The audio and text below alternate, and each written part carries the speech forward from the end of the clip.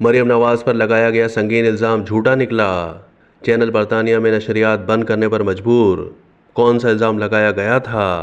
وزیر اعلیٰ پنجاب مریم نواز کی جانب سے برطانیہ میں نشر ہونے والے پروگرام پر برطانیہ کی ہائی کورٹ میں ہتک عزت کا مقدمہ دائر کرنے کے بعد نجی Urdu T V channel 92 news نے برطانیہ میں اپنا آپریشن اور نشریات بند کر دیں۔ چینل کے ایک پروگرام میں مبینہ طور پر مریم کے خلاف قواعد کی مبینہ خلاف ورزی اور بیوروکریٹس کے ساتھ مل کر توشہ خانہ کے تحائف لینے کے جھوٹے الزامات لگائے گئے تھے۔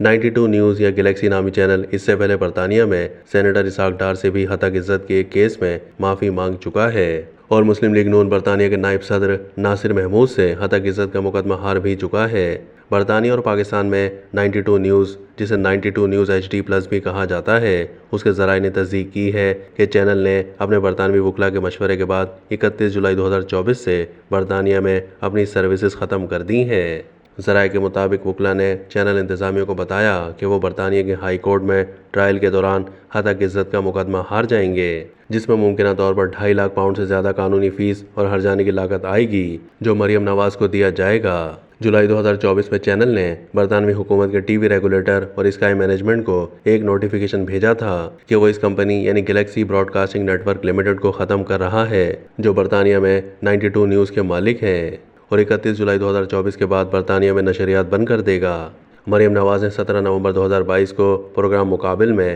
اینکر عامر متین اور سرود کی جانب سے توشہ خانہ کے تحائف لینے کا الزام عائد کرنے کے بعد 92 نیوز یا گلیکسی کے خلاف قانونی کارروائی کا آغاز کیا تھا۔ اینکرز نے الزام لگایا تھا کہ مریم نواز نے ایک کرپٹ اسکیم میں بیوروکریسی کی مدد سے صرف 45,000 روپے میں توشہ خانہ سے 10 لاکھ مالیت کی گھڑی حاصل کی تھی۔ یہ الزام جھوٹا تھا کیونکہ وزیر اعلیٰ پنجاب نے ایسا کوئی تحفہ حاصل نہیں کیا، اور ان کے وکلاء نے دلائل دیتے ہوئے چینل کی جانب سے معافی اور ہرجانے کا مطالبہ کیا تھا۔ ان کے وکلاء نے برطانوی ہائی کورٹ میں جمع کردہ عدالتی کاغذات میں کہا کہ مریم پر لگائے گئے الزامات سے ان کی ساکھ کو شدید نقصان پہنچا ہے، اسی لیے چینل کو معافی مانگنی چاہیے۔ دوسری جانب چینل کی جانب سے قبول کیا گیا کہ اس کے پاس الزامات کا کوئی دفاع نہیں ہے، لیکن تکنیکی باتوں پر یہ دلیل دی گئی کہ توشہ خانہ اسکینڈل سامنے آنے کے بعد اینکرز کو سوشل میڈیا کے ذریعے ملی تھیں۔ برطانوی ہائی کورٹ میں مقدمہ اس سال کے آخر میں مقدمے کی سماعت کے لیے مقرر کیا گیا تھا، اور اس سے پہلے کہ اس مقدمے کی سماعت صرف چند مہینے میں شروع ہو سکے، چینل نے بھاری نقصانات اور اخراجات سے بچنے کے لیے اپنا کام بند کرنے